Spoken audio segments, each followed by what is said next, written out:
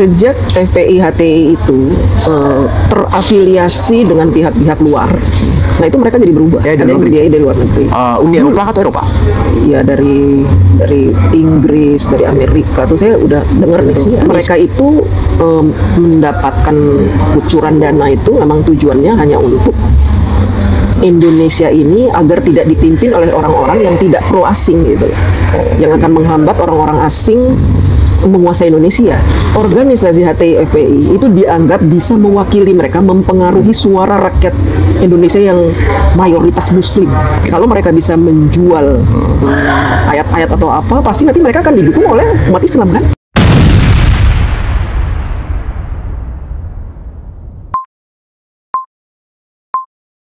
Halo pemirsa, kali ini narasumber saya agak berbeda dan mungkin surprise buat kalian ya. Katanya anak jenderal. Benar begitu, Bu? Anak jenderal? Jadi ini nama apa ya istilahnya, nama waktu kampanye itu. Oh, tapi ini generalnya sebenarnya bapak saya TNI. TNI. Oke. Bapak saya TNI, Kopassus juga. Kopassus. Wah. Dulu pengamanan presiden sama. Cuma sudah almarhum. Oh, silsilahnya singkat gitu ya? Singkat begitu. Tapi yang panjangnya gimana? Kenapa nama anak jenderal? Biar jelas dulu nih. Kenapa saya pakai nama anak jenderal? Oke. Jadi waktu kampanye itu kan kubu Bapak Anies itu kan menyebut namanya anak abah, Anak abah. Oh, ini berarti ada anak abah. Berarti pendukung abah kan kalau anak abah. Nah, saya pendukung Prabowo.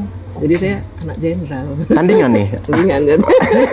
Oh, ini ada tandingan ya buat teman-teman anak abah. Anak abah nih. Ini ada anak jenderal nih. Jenderal. Oke, terus silakan terus. Dari masa Pilpres kemarin hingga kemarin gimana? Iya, memang seperti itu ya. Dulu waktu dari 2014 dulu lah saya cerita ya, biar agak nyambung. Boleh. 2014 tuh saya kampanyenya di Facebook. Di sosial media. Sosial media, nggak di TikTok. Mendukung siapa waktu itu? Anak jenderal itu terkenal di TikTok. Kalau waktu dulu saya terkenal di Facebook. Mendukung Bapak Jokowi. Mendukung Pak Jokowi? Ya, oh ya, di 2014. Iya, jadi dulu tuh saya benar-benar bertentangan dengan pendukungnya Pak Prabowo. Oke. Jadi ada sejarahnya itu. Sejarahnya. Oke. Jadi sebelum mendukung Pak Jokowi, sebelum dukung Pak Prabowo, saya dukung Pak Jokowi. 2 periode saya dukung Pak Jokowi. Oke. Nah, dalam perjalanan saya itu mendukung capres itu, perjalanan saya itu panjang selama 10 tahun. Dari situ benar-benar perjuangan saya itu sampai saya itu nggak kenal waktu. Nggak kenal waktu saya. Konteks mendukungnya seperti apa? Ada gerakan kah atau ada? Saya nulis. Menulis? Oh, oke. Jadi tulisan saya itu udah viral kemana-mana, bahkan di Kopas oleh Tribun. Oke. Apa salah satu yang paling viral yang masih diingat? Yang paling viral itu ya tentang Bapak Jokowi, kemudian tentang Pak Ahok. Yang paling viral itu tentang Pak Ahok. Kenapa viral? Karena kehadiran saya mendukung Pak Ahok itu membuat teman-teman saya mantan HTI itu kepanasan. Oh, ini nyinggung ke HTI ini, alumni HTI ini? Bukan alumni ya. Saya pernah jadi di satu. Oh, pernah bergabung dengan HTI ini? Di satu grup. Satu grup, berarti masih teman-teman yang sekarang di anak abah ini masih bagian ada teman sebagian itu? Yang kenal saya, cuman nggak semuanya kenal. Karena dulu saya ini pengikut awal-awal mula HTI berdiri, HTI, FPI, PKS itu saya awal-awal mula saya ada di situ. Tahan dulu yang itu. Tadi lanjut dulu yang Pak Ahok ini. Biar kita terpisah nih Ahok HTI. Dulu ya. Oke, Pak Ahok dulu nih. Karena HTI ini kan. Ya, seru nih. Seru nih. Oke. Jadi waktu itu karena Pak Jokowi mantan gubernur Jakarta, wakilnya itu Pak Ahok, sehingga kan dilanjutkan dengan Pak Ahok. Nah, dalam hal ini karena saya mendukung Presiden Bapak Jokowi, sehingga otomatis saya mendukung Pak Ahok. Oh iya. Karena Pak Ahok melanjutkan program-program Pak Jokowi di Jakarta. Kebetulan saya tinggal di Jakarta, jadi otomatis saya harus mendukung Ahok. 2017. 2017. Oke, ya. baik. Nah, di situ teman-teman saya yang mantan HTI itu ngelihat saya mendukung Ahok itu marah semua. Bahkan saya di Japri, saya dikata-katain. Wah, kata-katanya itu menyakitkan. Dibilang saya ini murtad, kafir, percuma lo sholat kalau lo mendukung orang kafir gitu. Udah setiap hari itu udah caci maki itu. Tapi kuat menghadapi itu. Saya nggak peduli karena saya pikir mendukung Ahok itu sebuah perjuangan. Kenapa saya bilang sebuah perjuangan? selama puluhan tahun saya tinggal di Jakarta, belum pernah saya menemukan seorang pemimpin seperti Pak Ahok ketegasannya. Belum pernah saya bertemu seperti itu. Dia tegas, dia berani melawan preman, meskipun beliau ini minoritas kan di Jakarta. Dia berani melawan preman, berani melawan DPRD yang selama ini mengatur gubernur dalam menjalankan kegiatannya gitu, mengatur Jakarta kan. Dulu gubernur kita tuh diatur sama DPRD. Kenapa saya tahu ya? Karena saya bekerja di sebuah instansi, di sebuah perusahaan swasta lah gitu ya. Yang mana di situ saya berhubungan dengan dinas-dinas. Ya, dinas-dinas. Kemudian saya juga kenal beberapa orang lah gitu ya, kepala dinas saya kenal. Nah di situ saya tahu cerita banyak tentang gubernur-gubernur kita dari era Pak Soeharto sampai era Bapak Jokowi, Ahok, saya tahu semua. Kinerja mereka saya tahu. Dan ketika Pak Jokowi dan Pak Ahok memimpin Jakarta, udah saya awalnya saya nggak peduli dengan politik. Saya dulu kerjanya nyari duit. Kerja saya nyari duit. Ketika Pak Jokowi hadir dengan Pak Ahok merubah birokrasi yang ada di Jakarta, saya langsung ini kayaknya saya harus nyemplung nih di politik nih. Karena saya punya banyak cerita tentang pemimpin sejarah di Jakarta. Sejarah ini saya punya banyak cerita. Jadi saya harus kemukakan ini supaya banyak orang yang memahami bagaimana cara memilih pemimpin yang baik seperti apa gitu. Nah setelah Pak Ahok kan Pak Anies. Ya, gimana nih pengalaman dengan Pak Anies? Gimana ini? Jadi waktu kampanye Pak Ahok dengan Pak Anies itu luar biasa. Saya sempat dipersekusi FPI. Dipersekusi FPI. Didatengin sama orang-orang FPI ke kantor saya. Karena mereka nggak berhasil menemukan rumah saya, akhirnya datang ke kantor. Diintimidasi ya? Diintimidasi. Datang ke kantor. Mereka tahu kalau saya ini aktivis buruh. Iya, saya kan salah satu pengurus SPSI Serikat Pekerja gitu. Jadi mereka kenal. Jadi mereka nemuin saya dengan dalih katanya ingin berbicara soal aksi buruh di tanggal 2 Mei gitu. Minta pendapat saya bagaimana. Di tahun berapa itu, Bu? Tahun 2017. 2017. Bagaimana pendapat saya, kan mereka tahu minta nasihat gitu. Telepon tuh arahan gitu. Ya udah saya terima. Ternyata mereka membawa pasukan, saya dipersekusi. Nggak membicarakan masalah buruh, tapi saya disuruh berhenti bermain medsos. Dijebak ya, Ibu? Dijebak saya. Kurang ajar emang. Kira-kira siapa waktu itu yang boleh disebut inisial aja gitu? Jadi gini, mereka itu hanya pion-pion aja, mungkin diperintahkan oleh orang-orang HTI, FPI untuk membungkam saya gitu. Jadi didatangkanlah itu orang-orang. Waktu itu kan FPI sama HTI masih hidup ya sebelum luar biasa ganas mereka itu. Dan saya nggak peduli, saya nggak takut walaupun mereka teman-teman saya dulu satu tablik akbar satu ini. Berapa lama Ibu bergabung bersama FPI sama lumayan HTI? Lama dari 2004 sampai 2011. Bersama FPI? Bersama FPI, HTI. Saya bahkan ikut yang namanya demo turunkan harga BBM di era SBY bersama Habib Rizik. Di tahun 2008. 2010. Demo turunkan BBM bersama Habib Rizik. Paling depan ya? Saya paling depan. Tapi ada videonya? Udah hilang ya. Fotonya mungkin ada ya, tapi ya memang waktu spirit ya belum terkontaminasi ketika untuk mengubah arah. Waktu itu HTI, FPI itu masih bagus. Karena mereka, apa yang bagus dari FPI atau HTI yang menurut sebenarnya mereka bagus awal-awal berdiri. Makanya kenapa saya mau bergabung, karena mereka bagus. Mereka cita-citanya tuh mulia gitu ya. Saya pikir cita-citanya mulia, mereka ingin menegakkan syariat Islam, ingin begini-begini ya. Nyatanya kesini di tahun 2012 saya mulai mengikuti salah satu seminar mereka, dan mereka sudah di situ udah mulai membuat selebaran untuk memprovokasi rakyat. Dengan kata-kata yang saya bilang ini provokatif, ini nggak bisa. Islam tidak mengajarkan seperti ini. Saya diberi selebaran segini, suruh dibagi-bagi ke jalanan gitu. Saya bilang ini nggak benar, dan saya robek-robek itu nggak saya bagi-bagi. Terus saya ikut seminar itu dengan provokatifnya PKS. Itu apa ya, isinya pemerintah kita ini gulingkan gitulah pokoknya. Siapa aja yang direncana masuk dalam daftar untuk digulingkan? Waktu itu kan masih eranya Bapak SBY. Ya tentu mau menggulingkan Pak SBY, membuat demo lah, kerusuhan, ada ya itu rasis ya, kata-kata rasis. Kristen begini ya gitulah, agama gitu, berbau-bau agama. Tapi saya bilang gini, sentimennya tinggi. Ajaran Islam itu tidak seperti ini gitu, dan saya mulai kayak nggak srek nih kalau begini saya nggak bisa ini. Saya harus, akhirnya saya mundur pelan-pelan tuh, saya keluar dari grup. Di grup pun sebelum saya keluar dari grup HTI dan FPI itu, saya tuh udah seling berdebat. Berdebat masalah ayat-ayat Al-Quran gitu, yang dia bilang masalah poligami itu poligami. Jangan-jangan ibu juga jadi target poligami nih. Kalau poligami, saya debatnya kenceng gitu. Akhirnya saya, wah ini nggak bener nih, kamu kan muslim, gitu. Kamu muslimah, harusnya gini. Saya bilang, kalau di era Rasulullah, kenapa memang poligami itu kenceng? Karena di era zaman segitu kita butuh orang mengenal Islam dengan baik, makanya kita kawin-kawinin tuh orang Yahudi, orang Nasrani dinikahin, janda-janda kita ini. Nah, kalau sekarang kamu nikah karena apa? Karena nafsu kan? Nah, saya gituin. Mereka ngamuk dulu. Terang-terangan ibu bilang gitu ya? Ya terang-terangan, nggak usah munafik. Kalian itu nikah 4 itu karena kalian nafsu, dah itu. Mereka nggak bisa terima. Akhirnya saya di-kick.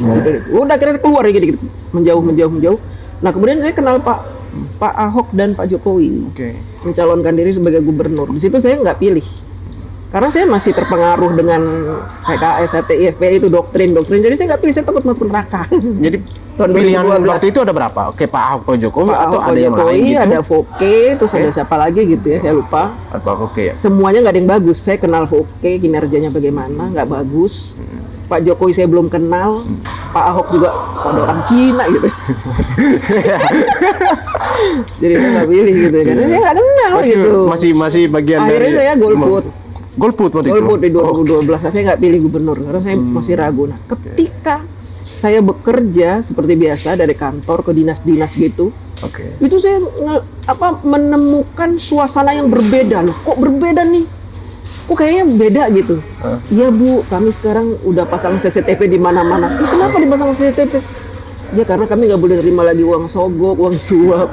Tamu nggak boleh lagi bawa teng-tengan gitu.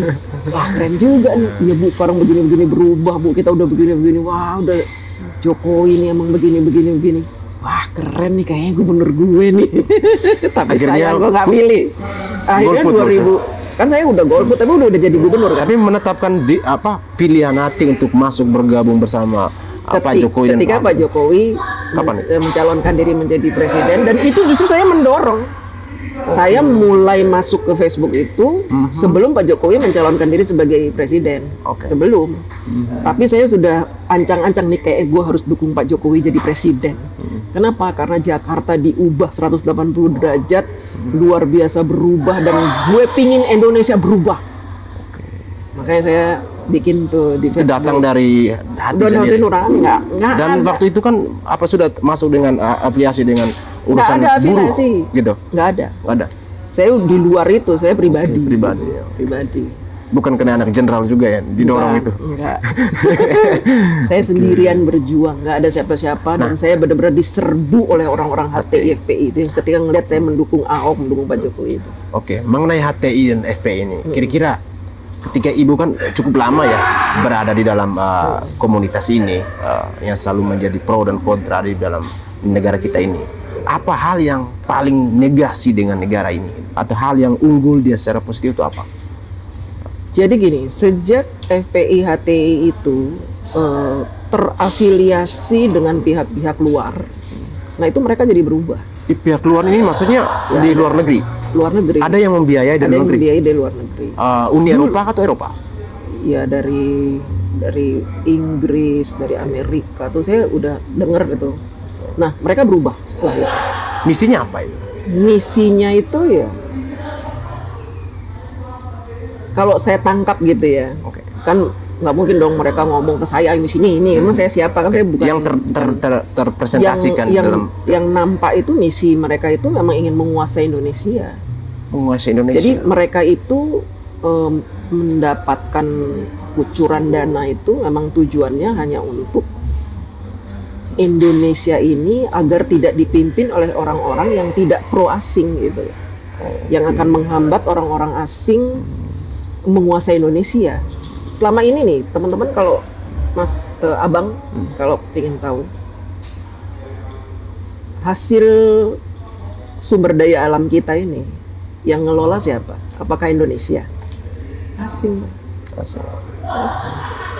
Yang ngelola asing. Asing itu sebenarnya menjajah kita itu. selama kepemimpinan Bapak Soeharto, Bapak SBY, dan tidak ada yang berani untuk mengusir mereka dari pengelolaan hasil bumi, nggak ada yang berani. Dan ketika Pak Jokowi itu benar-benar berperang, walaupun berperang sendirian. Karena apa? Di kiri kanan Pak Jokowi itu ternyata juga terafiliasi dengan orang-orang asing ini. Nah, organisasi HTI FPI itu dianggap bisa mewakili mereka, mempengaruhi suara rakyat Indonesia yang mayoritas Muslim. Segmentasinya lebih kepada Muslim. Teman-teman atau masyarakat Muslim ya. Gitu. Kalau mereka bisa menjual ayat-ayat atau apa, pasti nanti mereka akan didukung oleh umat Islam kan. Nah, ketika ada suara banyak mendukung FPI HTI yang dia ini kaki tangannya asing, otomatis asing dengan mudah tetap mencengkram Indonesia dengan mudah. Tapi sayangnya mereka ketemu Jokowi ini menghambat langkah-langkah FPI dan HTI. Tapi Pak Jokowi malah bilang antek asing. Nah, itu ya strategi mereka. Padahal mereka juga justru mereka yang memulai gitu. Betul. Dan yang mendukung mereka bukan dari Cina, yang mendukung Pak Jokowi dari Cina. Yang mendukung mereka dari Eropa. Makanya mereka bilang antek Cina. Karena memang Eropa dengan Cina juga kan perang dagangnya cukup sengit ya. Nah, ini sebenarnya yang memang harus terus-menerus diinformasikan kepada rakyat Indonesia. Hati-hati dengan kelompok-kelompok orang yang menjual agama ini. Dan di dunia ini kan jualan yang paling mahal itu, laris itu ya. Di Indonesia ini kenapa FPI HTI cepat berkembang? Karena mayoritas Muslim dan mereka gampang terdoktrin. Karena ini orang ini jualan agama.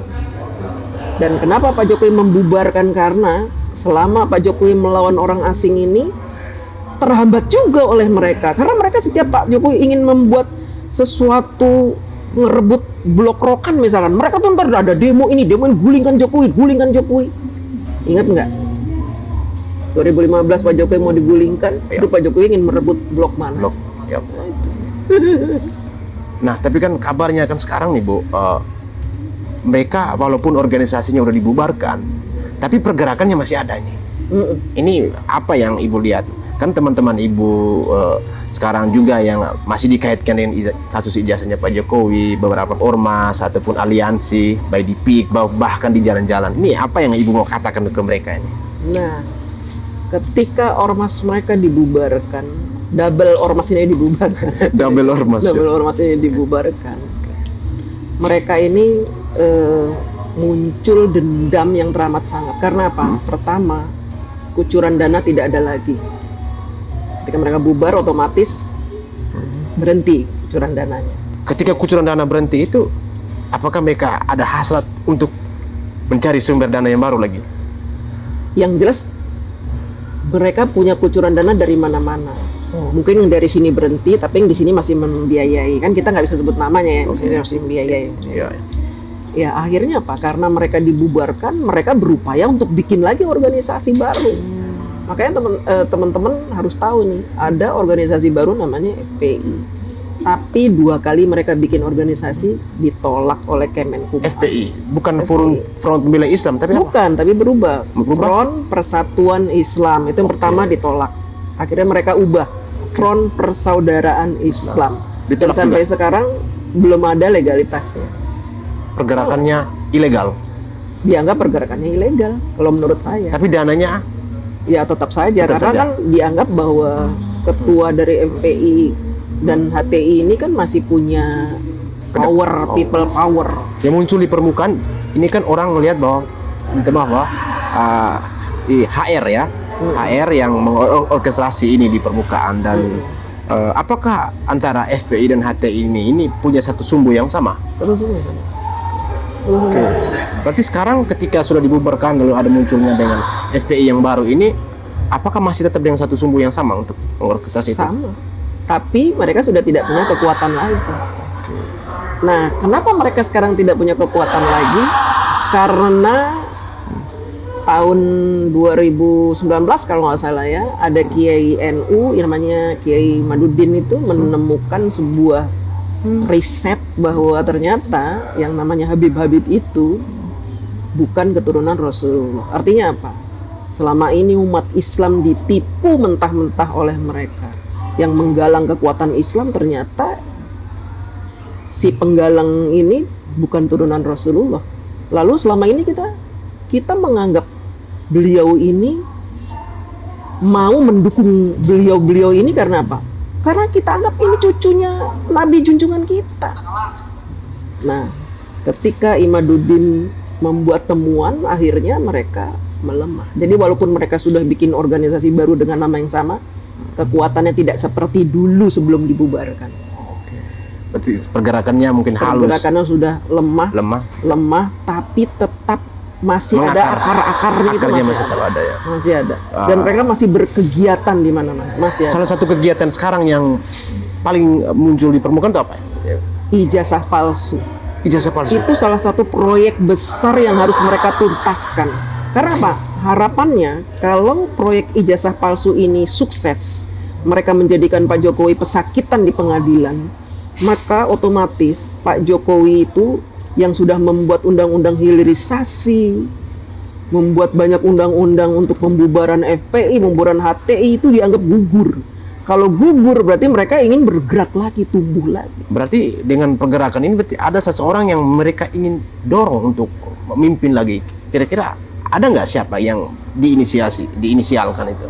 Ya ada. Ada. Mereka sudah punya calon sendiri untuk menggantikan Pak Prabowo. Nah sebenarnya gini, mereka menyerang Pak Jokowi, tapi ujung-ujungnya mereka ingin menjatuhkan Prabowo. Itu sebenarnya ujung-ujungnya itu. Berarti narasi mereka bahwa mereka mencintai Prabowo itu bullshit gitu. Karena saya tahu sekali waktu Pilpres tahun 2024 itu kan mereka Habib-Habibnya itu menghina Prabowo habis-habisan, yang dibilang setruk lah, lumpuh, orang setruk nggak bisa ngurus dirinya sendiri, mau ngurus negara. Saya ingat itu. Habib siapa itu yang ngomong gitu? tapi sekarang udah ditarik Prabowo. Sekarang udah dirangkul Prabowo gitu. Jadi agak senyap ya pembicaraan itu. makanya Tapi mereka track senyap, recordnya masih tetap ada. Tapi tetap saja mereka tidak ikhlas negara ini dipimpin oleh orang yang berkoalisi dengan yang menyebabkan ormas mereka bubar. Makanya mereka selalu memunculkan kata-kata matahari kembar. Dibilang ini katanya macan Asia, ternyata kucing, masih juga jadi bonekanya Jokowi begini-begini. Itu sebenarnya kan begitu. Berarti kalau mau dilihat dari sebelum ijazah Pak Jokowi akan isu pemakzulan juga. Apakah mereka ini juga lah yang orkestrasi di balik layar itu? Iya, udah pasti. Itu kan sebenarnya ada rangkaian-rangkaiannya dari sejak tahun ketika mereka dibubarkan tahun 2019 itu, rangkaian-rangkaian untuk menjatuhkan Pak Jokowi itu terus sampai sekarang itu. Nah, tidak hanya sekarang masalah sipil. memakzulkan Mas Gibran. Nah, dalam pemakzulan Mas Gibran ini kan Wapres kita kan ada forum purnawirawan dan juga ada masyarakat sipil. Nah, itu. Kira-kira yang melihat peranan mana yang paling kuat nih antara masyarakat sipil yang terafiliasi dengan FPI HTI yang lama dan juga forum purnawirawan jenderal ini, kira-kira apakah forum purnawirawan jenderal ini juga turut memberi support kepada FPI dan HTI? Itu forum purnawirawan jenderal itu juga nggak semuanya ikut. Hanya orang-orang yang memang sudah terafiliasi dengan HTI FPI sejak tahun 2014. Cuma mereka menamakan forum, kemudian menyebut jenderal ini, nggak semuanya. Mantan jenderal itu banyak yang waras, yang nggak waras itu hanya beberapa. Berarti keterlibatan untuk ormas ini tidak hanya masyarakat sipil ya sejatinya. Ya, iya, tidak hanya masyarakat sipil, tapi mantan jenderal ini kenapa dimunculkan? Karena ya biar untuk unjuk gigi nih, kita ini hebat loh, ada mantan jenderal gitu. Padahal mereka tuh udah, menurut saya mereka tuh udah lemah. Udah lemah atau emang nggak kebagian jatah ini di pemerintah Prabowo? Lemah dan nggak kebagian jatah.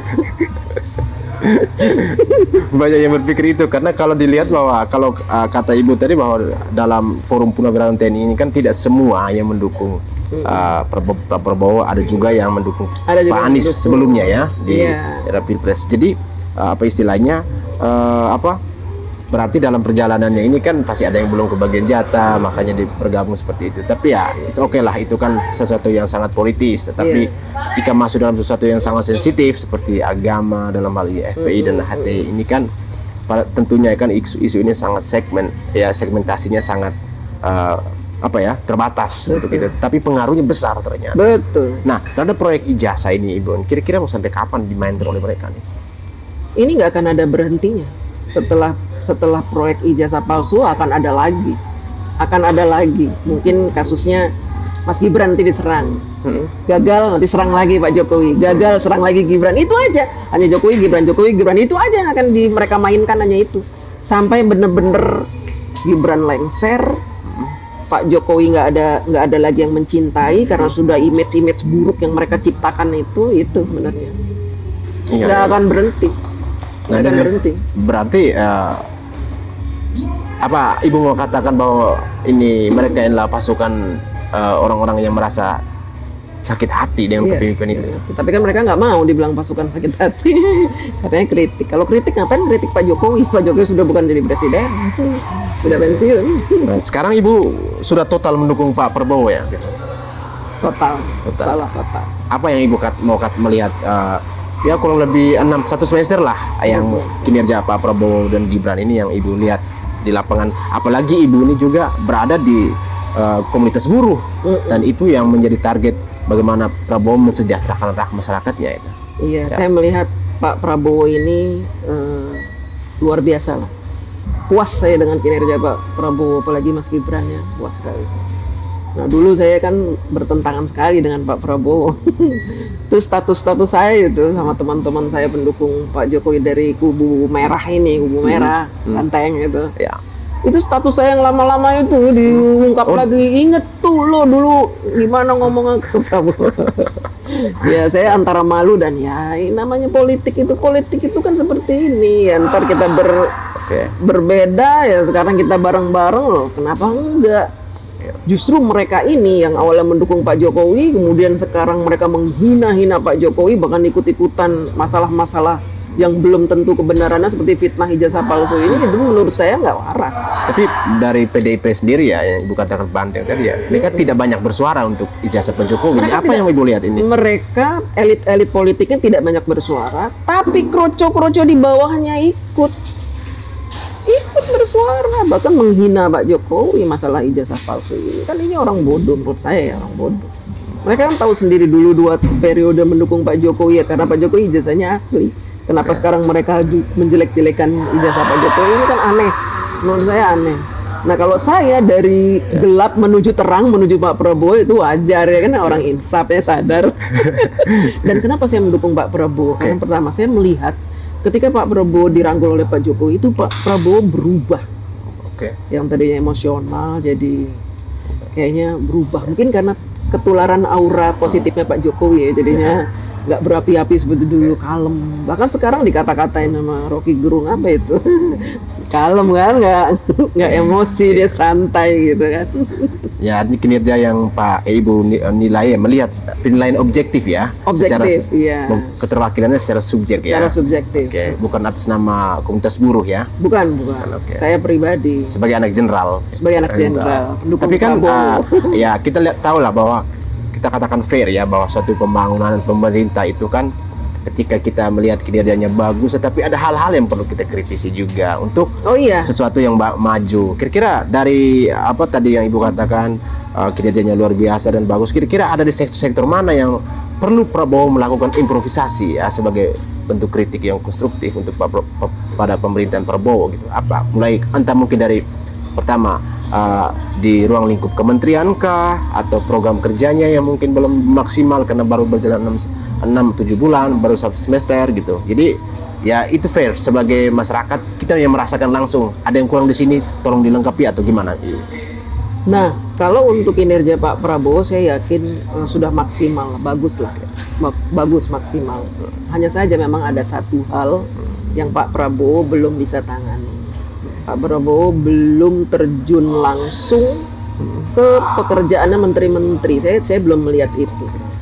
Nggak tahu ya kalau di mungkin rapat-rapat antar menteri mungkin Pak Prabowo nyinggung-nyinggung atau gimana, saya nggak paham. Cuman yang jelas saya ada kasus nih, kasus pembayaran makan bergizi gratis ini bermasalah. Ini bermasalah. nggak tahu deh udah dibahas atau belum di tempat Pak Prabowo, tapi benar-benar bermasalah. Permasalahannya Banyak itu apa? catering yang Oke. menyediakan makan bergizi gratis itu yang belum menerima pembayaran.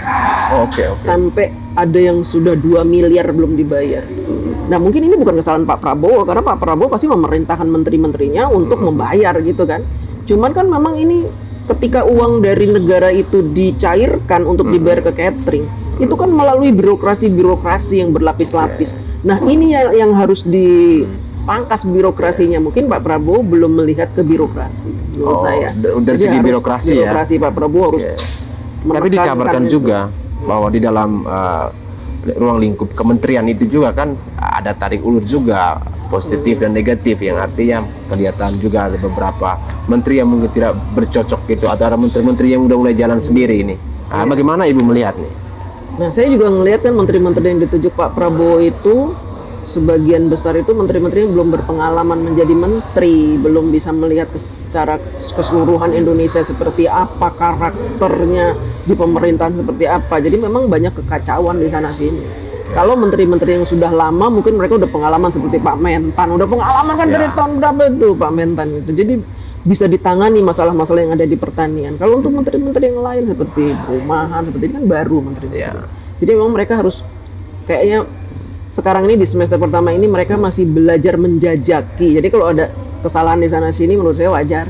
Wajar ya. Oke. Artinya bisa diperbaiki untuk diimprovisasi. Bisa ya. diperbaiki. Terakhir ini Ibu, apa yang mau katakan terhadap orang-orang yang masih berada dalam ruang lingkup HTI dan FPI ini sebagai anak jenderal? Jadi begini, Indonesia ini saat ini sedang menuju ke titik emas sebenarnya ya. Pak Jokowi sudah membuat landasan yang bagus buat Indonesia. Pak Prabowo melanjutkan untuk membangun bangunan yang megah buat negara Indonesia. Sebaiknya orang-orang FPI, HTI sudahi saja dendamnya.